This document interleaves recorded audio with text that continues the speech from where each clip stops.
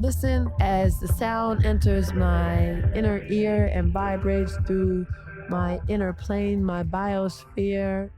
Part of me learning to be a better listener of others is learning to listen to myself. When we are listened to, truly listened to, you can feel when someone's deeply listening and we feel heard. We are healed in that moment. Listen and be heard. Even if your voice shakes without knowing it, you may be saving a stranger. Listen and be heard is, I guess, part of why I wanted to connect with you, because as soon as you said that, it stuck a chord in my soul. Welcome to the audio garden, where we cultivate our collective wisdom, nurture creativity, and spread love. My name is Martha Senator, and this is Listen and Be Heard.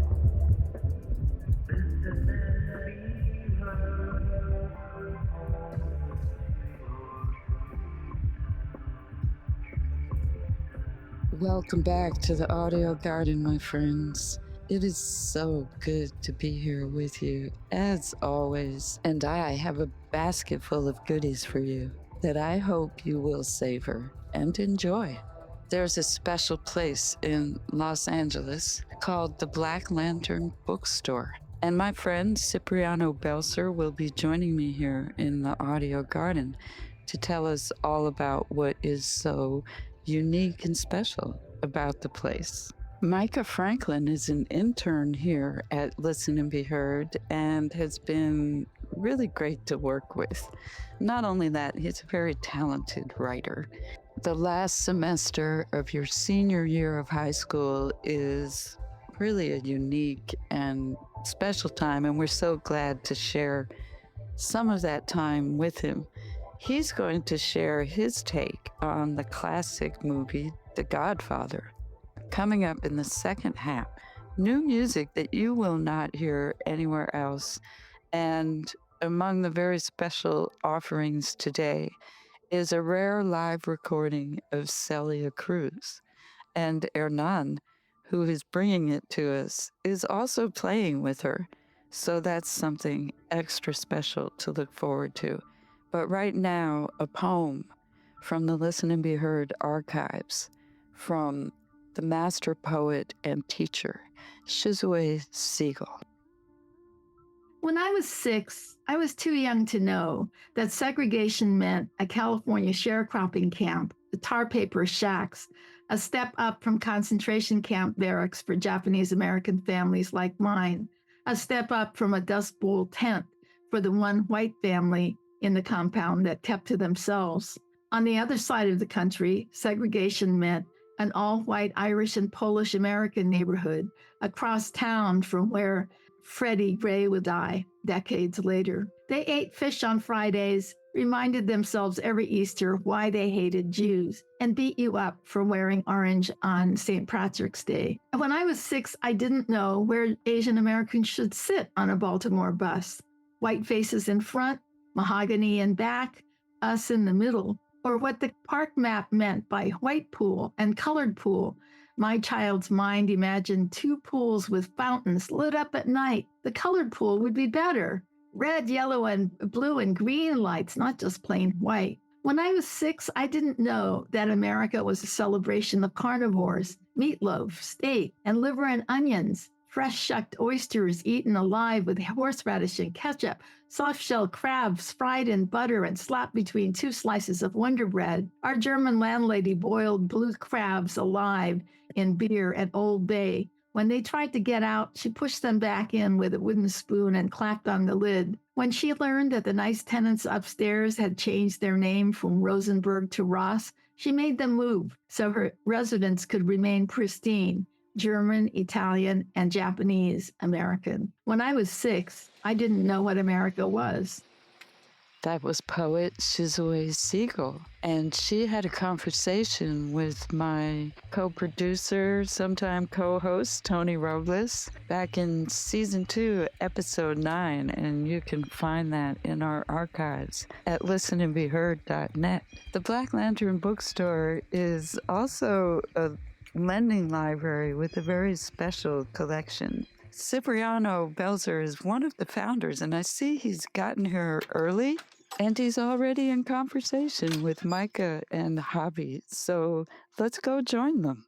We have a physical space in Inglewood, California. And in that space, kind of two things are happening. One is the Black Lantern bookstore, right? So it's a bookstore cooperative, all Black owned. It's myself, Cipriano, Natalie, and Zach. So we're the three who co-founded the space. And we had a lot of help from an organization called Community Movement Builders, which was originally out of Atlanta. They really helped us get started in the space. So it's a Black radical bookstore. We were trying to create something that's in the tradition of, Martin Sostre and all of those kind of like the whole Black books time, right? A place for community to come, learn, talk, discuss, right?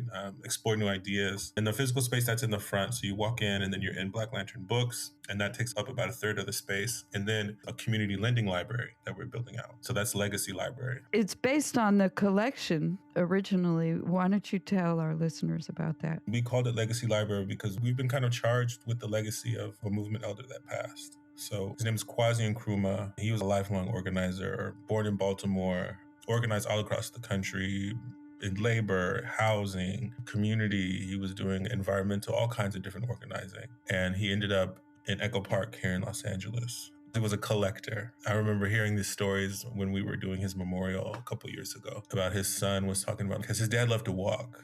His dad didn't really like driving. And so his thing was he would make a route, so he'd be walking. But if he passed any kind of bookstore, he would always go into the bookstore and he would always say, I'm going to buy at least 2 books, right? So he'd been building this collection himself, right? And of course, he was very politically minded. It was about 10,000 books, right, that we inherited. And we're still kind of inventorying all that. We have this huge collection of stuff on Stalin. There's so many books on Malcolm, of course. And then there's a lot of books on Nazi Germany, studying what fascism looked like. Those books, are they available to people to borrow if they want to know what fascism looks like at this particular juncture? They can come to your store and borrow those books that were part of that collection? Yeah. Is that correct? Yes. Because I find that very interesting. I think if I understood correctly the story on your website, which is blacklanternbooks.com, the motivation for all of this was Kwame's collection. Yeah. And at some point you decided not only did you want to save this whole collection and make it available to the community on a lending basis, but you also have this bookstore. So the books that you're selling, are they some of them part of that collection as well, or this is just you're curating the Black Liberation Bookstore kind of inventory? What's going on there? Yeah, and it's just that, because the bookstore kind of came up, we were like, okay, how are we going to find ways to pay for the space, once we find a space? And then it was also a way for us to be able to continually bring in new titles, right, of contemporary works to add to the library collection. We've been curating this, this inventory of, as you were saying, like Black liberation texts. Current publications as well as maybe as old ones too. What you would consider should be on people's reading lists. We just started trying to publish stuff that's been out of print too. Okay. So bringing those new titles up and back and making those available for people. So how long has Black Lantern Bookstore been open? We were a year in November. Yeah. And so what kind of background do you bring to this whole endeavor? Because it sounds like you are pretty wholly involved in it and giving a lot of your time. I think that's been one of the bigger tests over this year too, I think, for all of us. This is something we do on the side. We all have, full-time jobs. And Zach is also going to school because Zach is learning archiving in a more formal sense too, right? To kind of bring those skills to the library. I work in labor rights, so that's my day job, as I say. And so, we all met. So Zach, myself, and Natalie, we all met in organization. We were all at one time members of Black Alliance for Peace. And so that's how we all met each other, through community organizing. And that's how we met Kwame too. And so that's, would you say, the backbone of what this project is also about, the Black Lantern Bookstore, which is married to, well, I don't know if that's the right word, but the Legacy Library. Yes. When we initially met Kwasi, he was telling us about the books. He was asking for help. He was like, I don't know what to do with all this. He's like, I'm getting older. What am I going to do with all these books? So we initially were talking to him about trying to do something like we're doing now, and making sure that like we needed a space that was, ran by Black folks, centered around Black folks, that would be able to have these kind of conversations and have this kind of education and have that community building. I think that's a huge part of it too. We have the library, we have the bookstore, but we also have all kinds of events to just bring people into the space. What happens in this space? Just Monday, right? We had our second annual Martin Luther King Day cookout, where we invite all the organizations that utilize the space and all community around, right? So everyone can kind of just get together. It's probably the least formal of the events that we have, which I like, because it's a place for just people to get to know each other and not have to connect under maybe the pressure of, political ideals or something like that. But we have lots of book talks. I think we average probably about 2 a month over this last year. We've had some really amazing folks come through, like Gerald Horne came and spoke. We've had Gerald Horne's come through. We had Micah Franklin come through to talk about his book and his involvement in the Cop City protests that were happening in Atlanta. We've had multiple Panthers come through who've talked about, their lives. We have really good friends of ours at the library, is like Lorenzo and Janina Kamboa, both members of Black Panther Party. And so we've had all kinds. So we have book talks. A lot of that's housed through the bookstore,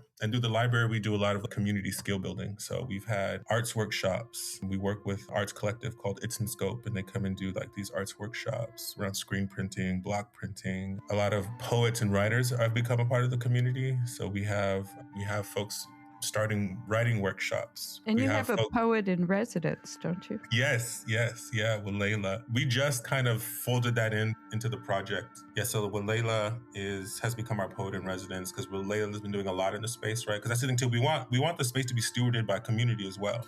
So if you're coming through and you're doing stuff, be a part of administering the space, be a part of making sure it can continue, right? Describe the Black Lantern Bookstore for somebody who might consider going out there or visiting your website. Yeah, I guess our tag is kind of like, we're a Pan-African bookstore, a Pan-African bookstore with a focus on liberatory politics. And not only a bookstore, but a lending library as well. And a lending library, yeah. Right? What are you reading? What am I reading? Yeah, what you reading? Yeah. So I'm reading, I'm one of those people who I read 4 books at a time, a little bit here. Okay. So I'm reading through, actually, speaking of Lorenzo, I'm reading through Lorenzo's kind of memoir. It's called Anarchism in the Black Revolution. And I'm reading through Society of the Spectacle right now. Are those essays? Society of the Spectacle is by Guy Debord. So he was one of the situationists back in the day. A friend of mine, when we talk about it, I kind of feel like Debord does for cultural production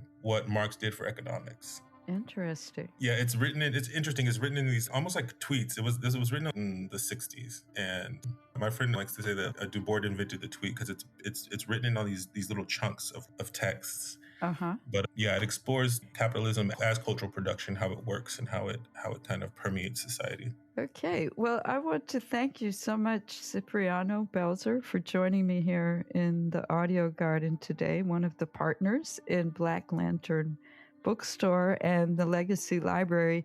Where are you located, and how can people get in touch with you or find out more about the Black Lantern Bookstore? Yeah, if you want to come visit us in person, we are at 6533 West Boulevard, Inglewood, California. As you mentioned before, you can visit our website, blacklanternbooks.com. You can find us on Instagram at Black Lantern Co-op. We have our Patreon, Black Lantern Books. So we love, it's a space where we, allow people to come, especially you can't come in person, to help support. So what do you do on the Patreon? What do you offer people there? So with the Patreon, we offer some of the exclusive. So like I said, we work with a lot of arts collectives. So we'll have exclusive shirts and stuff that go out to, and arts pieces that might go out to patrons. Whenever we reprint a book, they get a copy of the books that we do reprint that are out of print now. And they get first access to a lot of the recordings that we've done for a lot of the book talks and events. Nice. And one other question. What's in a name? Why Black Lantern Books? We were sitting one day trying to figure out what do we want to call the bookstore. And it's inspired by Harriet Tubman and us kind of thinking about, how people refer to knowledge as light, right? Mm-hmm. And so what does it mean to be that light in the dark for folks, right? As we're trying to move through, the things that we got to move through. Well, thank you for that, Cipriano. And I want to thank my daughter, Crystal, for introducing us many years ago on Facebook. And I'm glad it's finally come to this point where I'm meeting you in person in the audio garden here on the Listen and Be Heard Network. Thank you for joining me. Thank you for inviting me. I'm Tony Robles, co-host of Listen and Be Heard. This is Listen and Be Heard Radio. Listen and Be Heard Network is a project of Sound System Culture. We're always commercial free, and we offer this programming free to educational community radio stations around the country. If you would like to support our efforts, you can go to listenandbeheard.net or soundsystemculture.world.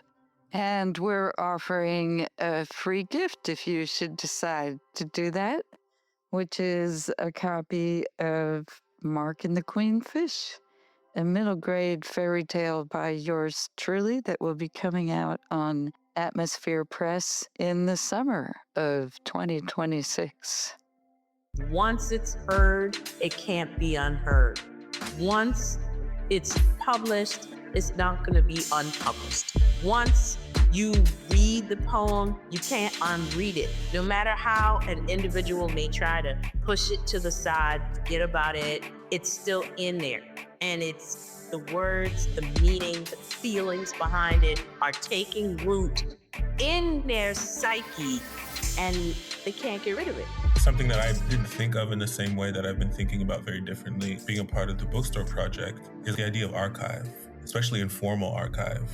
How important that is for people and for culture, for community and for society, to make sure that someone's taking care of your stories and your experiences. I want to thank Cipriano Belser once again for joining me here in the audio garden. And I hope that you'll visit the Black Lantern Bookstore, either right there in LA or visit blacklanternbooks.com. The books that he mentioned in the interview, you'll find on the Listen and Be Heard reading list, where we try to document every book that we've ever talked about on every show. Micah told me that he only recently watched The Godfather for the first time. Here's his take on why the movie is so iconic. Mike, you don't come to Las Vegas and talk to a man like Mo Green like that! Fredo, you're my older brother, and I love you. But don't ever take sides with anyone against the family again. People think of The Godfather. They usually think of the violence, the mafia, the iconic lines, and all the memes. But honestly, if you strip all that away, the movie's really about loyalty, family, and the cost of power. At its core, The Godfather is basically a family drama disguised as a crime epic. The Corleone family runs on one main principle: family is everything. Vito Corleone, the patriarch and the Don, doesn't just see himself as a crime boss, he sees himself as a protector. He believes that power exists for one reason: to keep your family safe and respected. That's why people come to him for favors, why he builds alliances, and why he's so careful about betrayal. In his world, loyalty isn't optional, it's pure survival. And what's interesting is that loyalty in The Godfather isn't just emotional, it's transactional. You do favors, you keep your word, and in return, you're part of the family's protection.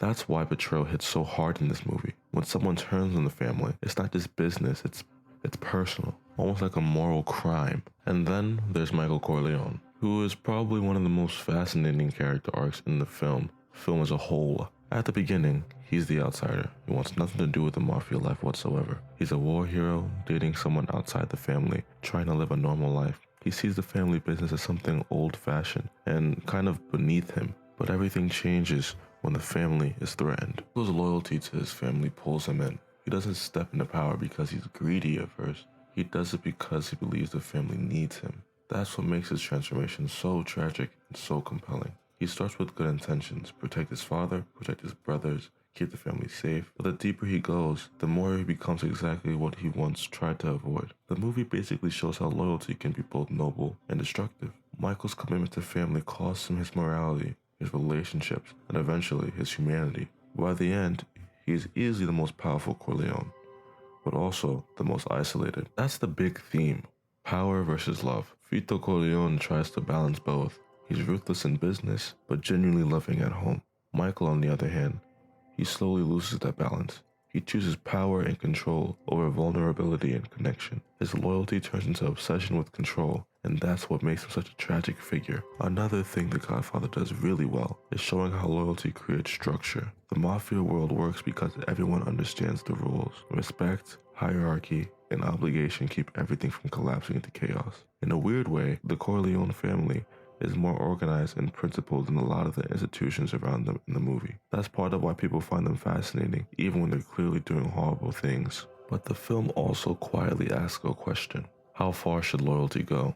Is it always right to stand by your family, even when they're wrong? Is protecting your own people justified if it hurts everyone else? That's what makes The Godfather timeless. It's not just a gangster movie. It's a story about human values under extreme pressure. Most of us will never deal with mafia-level stakes, but we understand loyalty and family expectations, and the pressure to live up to a legacy. It also hits on something universal. The idea that family can be both your greatest strength and your greatest burden. The Corleones are powerful because they're united, but they're also trapped by that unity. Michael doesn't really have a choice in the end. His identity is shaped by his family whether he wants it or not. So yeah, The Godfather isn't just iconic because of the cinematography or the music or the quotes. It's iconic because it's basically a Greek tragedy set in modern America. It's about love, power, loyalty, and the slow transformation of a man who thought he was different from his family, only to become the ultimate version of them. And honestly, that's why people still talk about it decades later. It's not just a classic, it's a warning, a character study, and a family story all at once. That's my take on The Godfather, a movie about loyalty and family, and how these things can shape you for better or for worse.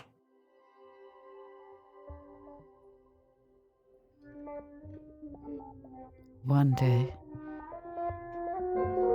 any day, every day, everything will change. Changes. It's changing. And for some people, it's too late. And for some people, it's about time. And for some people, it's too little too late. And some people just can't wait. And some want to just wait and see what happens. Because something will surely happen. And a few want to hang on to the way things are in their imagination of the way things are supposed to be. Which I suppose is the way they are. Or they wouldn't be that way. But everything will change. Is changing. Rearranging. But it's still the same stuff of the universe. Space dust, kicked up in a fuss, and settling somewhere new until you come along trailing Venus and a song of Inanna on your tongue that you never heard, but still, it's a word. And then there was light.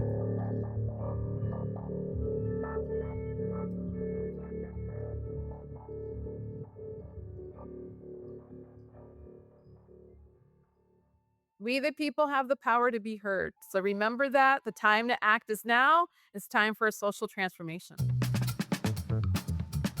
Listen and be heard about life. And so it begins.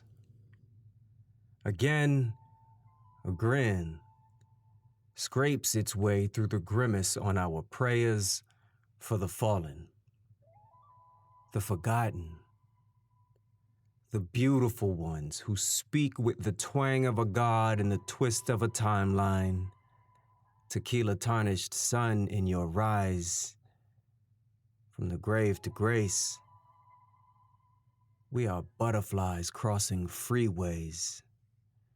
Razor-witted obsidian simian scholars calling each other culprit.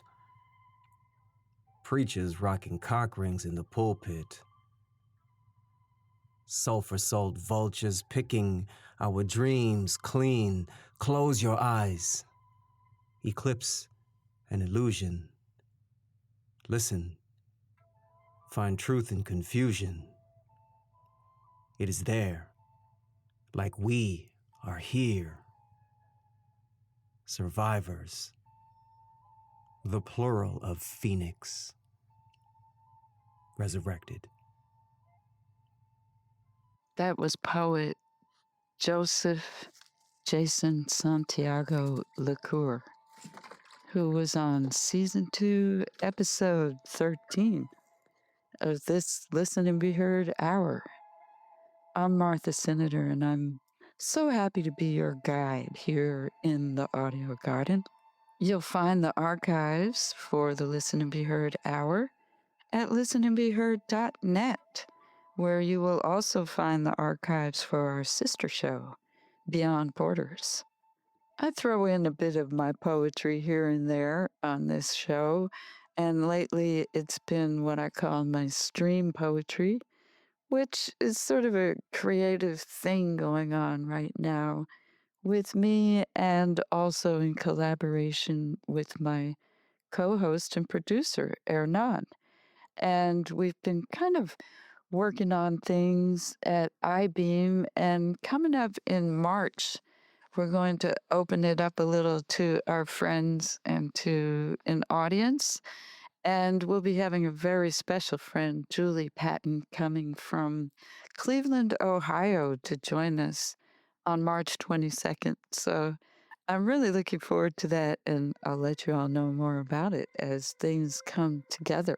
There's so many things growing in the garden, and some take longer to grow than others. So we get some quick, satisfying harvests from things like, I don't know, arugula and sprouts, things that come up quickly.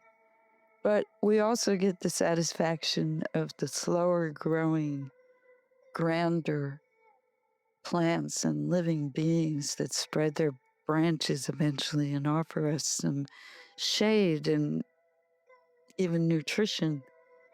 And one of those types of things that is growing here that I'm so privileged to be a participant in is something called the Greenhouse Consortium. Sound System Culture is now a sponsor of Listen and Be Heard, but Sound System Culture is part of what is called the Greenhouse Creators Consortium. And there's a plan afoot for a festival and exciting interactions between creative people who are expanding the garden and the network. And it so exemplifies what Listen and Be Heard is all about, to grow and expand and strengthen the connections that we have so that we can all be resilient in the face of whatever faces us. Speaking of resilience, my co-host, Hernan, has been playing professionally lots of instruments ever since he was a little kid, honestly, and he's played across many genres, and we are now benefiting from many of those live recordings. And today we're going to hear not only Celia, Cruz, but Arturo O'Farrell and the great Fred Wesley. You won't hear it anywhere else, so please stick around. Listen to the sounds of the audio garden, and we'll meet you on the other side of the bridge in a minute or two.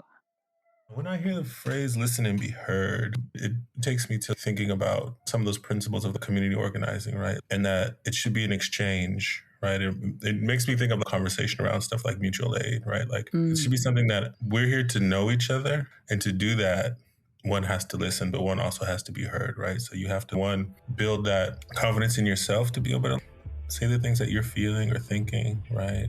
And hope that the folks around you are open to that.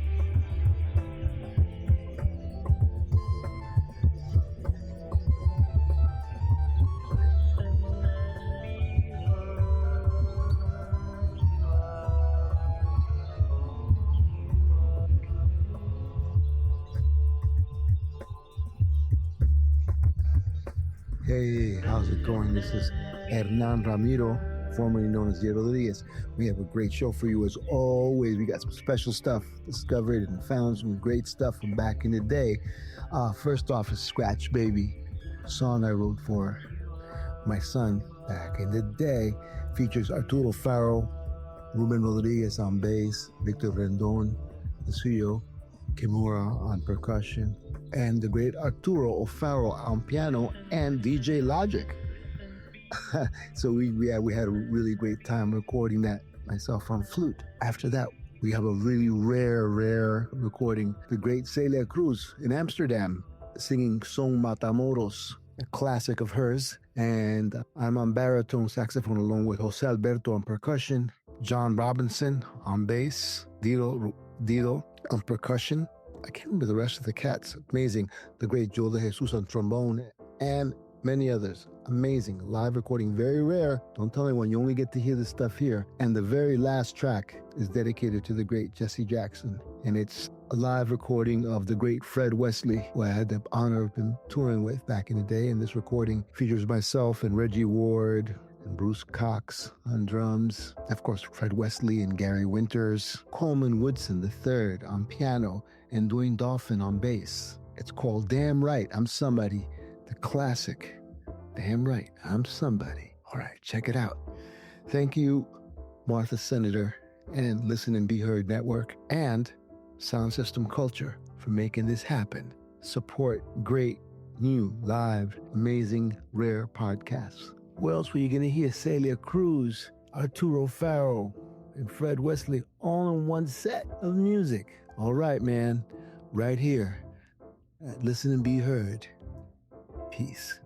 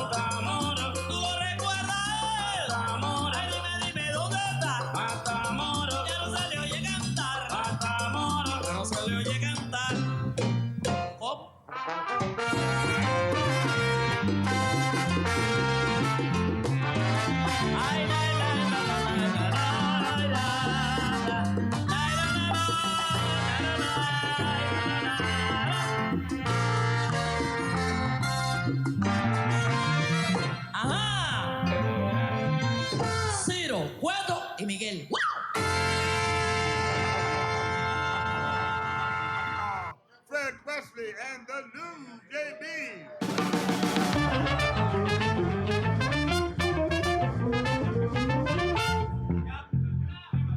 Phase 4. Come on.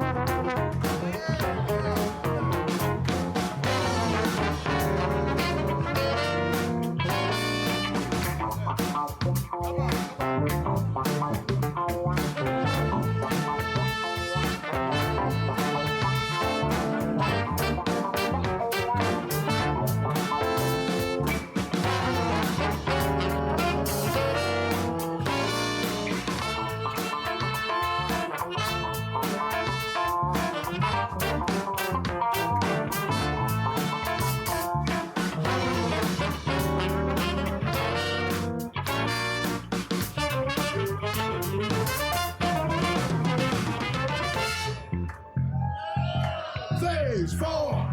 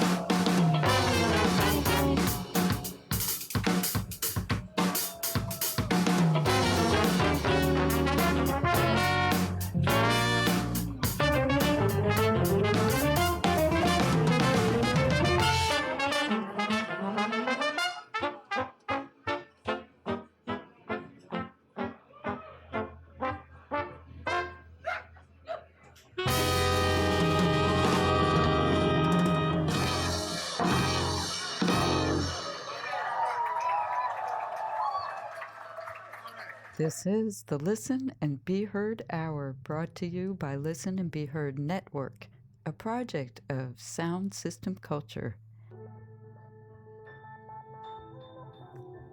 And be, she said to me, be what you're being, because we be, until we been. We be between listen and heard. We were listening once for a call to action, a call to earth, a call to birth. And we answered. And here we be now, with everything just how everything just is. The inequity, inhumanity of humanity. And we be righteous, 'cause that's what we be having and holding on to. And there's a melody for that, and lyrics. We be mustering, making, creating with chaos. We be vessels of the moment, making meaning from miserable, and lighting tinder with sparks, speaking away darkness of night, but never forever. But we heard it when it happened. We were there, and now our children will breathe our spirits and hear it a different way. Hear this moment in a song while walking and being between listen and heard, between a melody and a word.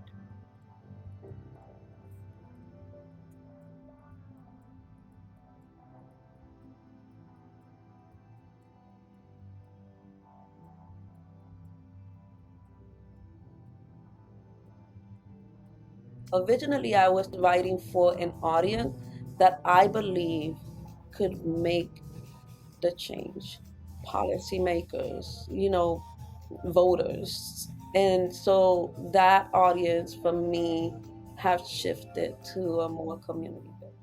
That was a little clipping from Beyond Borders. That was Nee Rivera talking. Beyond Borders is our sister show on the Listen and Be Heard network, hosted by Judy Tologan on the West Coast and myself here on the East Coast. Nee is down in Florida. She's an expert on issues surrounding houselessness, and having experienced it personally as well, she brings a very interesting and insightful perspective to those issues. We also talked about food sovereignty, so I invite you to join that conversation. Coming up here in the audio garden next week, I'm looking forward to welcoming Carla Brundage, a longtime resident of Oakland. She's moved to Hawaii. Carla's a well-published poet and offering a new writing workshop. Here's a snippet of our conversation that's coming up next week. I'm mixed race. My dad is white and my mom is Black. She's from Alabama and he's from upstate New York. And so I guess I was always like, well, where do I fit? And so eventually I traveled to Africa thinking that that would be where I would find some kind of answer. I did so kind of selfishly at that time, just kind of wanting to discover my own roots. I basically learned how much I didn't know about, I guess, my own lens of cultural understanding. I went to Zimbabwe, actually, and it was in 2001, and it was the year of Mugabe. It was an extreme year. They had pulled out everyone from the embassy, and for some reason, I found myself there with my 7-year-old daughter. It was at that time that I was convinced, or shedding light on these like invisible tangibles that connect us as humans, was a message that I had to bring. Those invisible tangibles that connect us all as human beings. Thank you for that, Carla.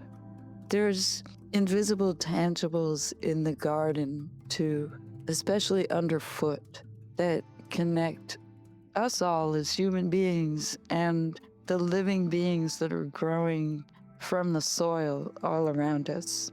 I'm probably repetitive, but the cycle of life is repetitive too, in a spirally type of way, I like to think.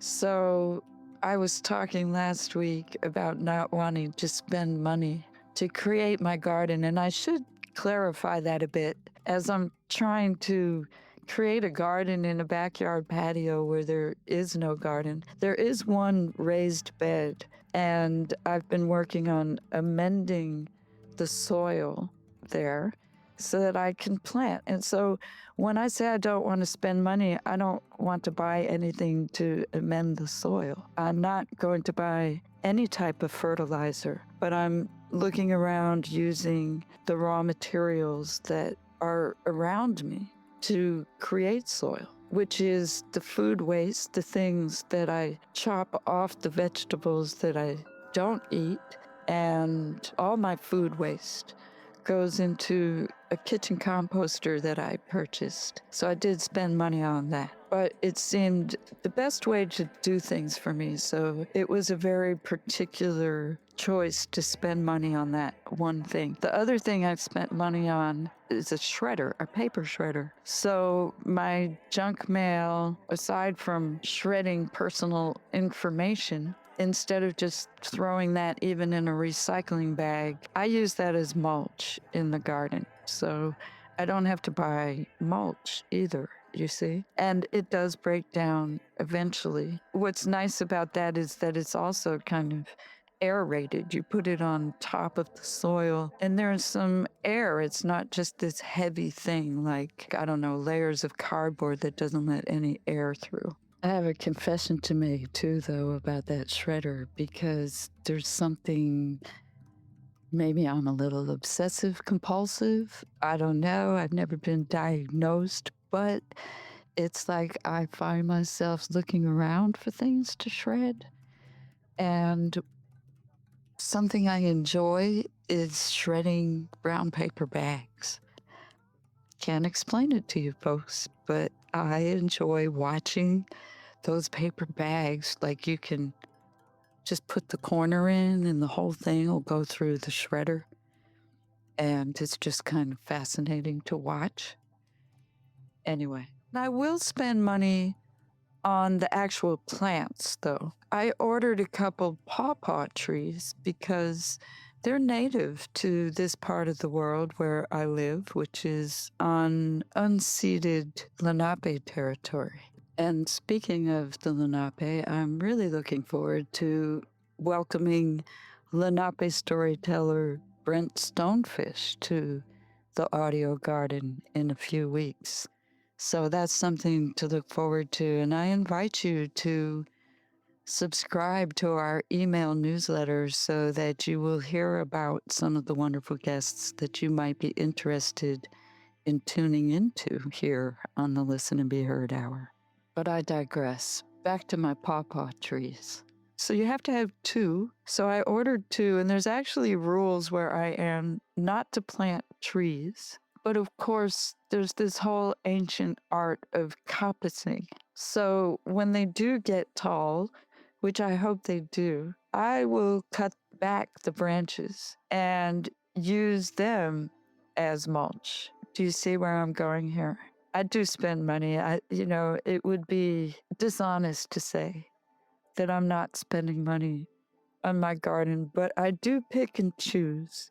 And if I'm going to spend money, it's going to be on seeds, on plants that I can't obtain right around me from clippings and things, which I also love to do. So, like, I have an eye on my neighbor's couple doors down fig tree, and I want to get to know my neighbors so that they might allow me to take a little clipping from their fig tree and make my own tree out of it. Well, even that is a little boastful to say I would make my own tree out of it, but I would stick that clipping in a pot and hope to grow some roots, and that those roots would then be able to find their way into a new spot and become a new tree.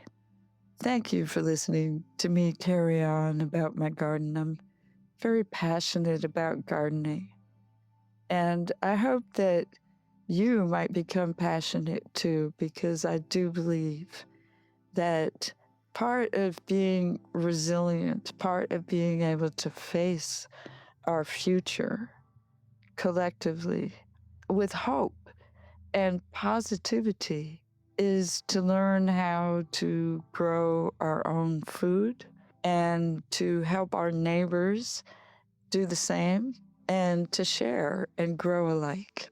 I hope you've enjoyed spending this time with me in the audio garden as much as I've enjoyed my time with you. Here we've come to the end of the path. I'm going to leave you with the wise words of a woman who wrote a book called The Ethical Meat Handbook. Her name is Meredith Lee, and she joined me live in the WPVM studios in Asheville, North Carolina, for this conversation about regional resilience. You'll find her book and her bio at listenandbeheard.net, as well as the entire recorded conversation. That's another thing that the food movement or other movements could learn from justice movements, is that there's this real concentration on how do we create truly relational village level network to get things done. And a lot of that comes from stripping away colonial thinking, learning how to get into relationships, learning how to be in radical conflict that's generative. Thanks as always to Davian Dial at WPVM Radio in Asheville, North Carolina, for introducing Listen and Be Heard to the broadcast airwaves.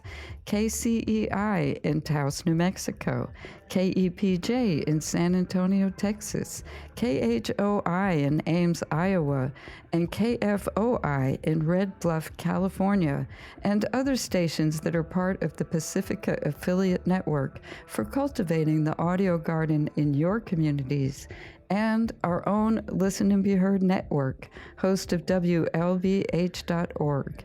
Please visit us at listenandbeheard.net and sign up for our email newsletter and at our Listen and Be Heard YouTube channel, where you will find unedited video interviews of our featured guests. My name is Martha Senator, and I want to thank you for listening and giving me the opportunity to be heard.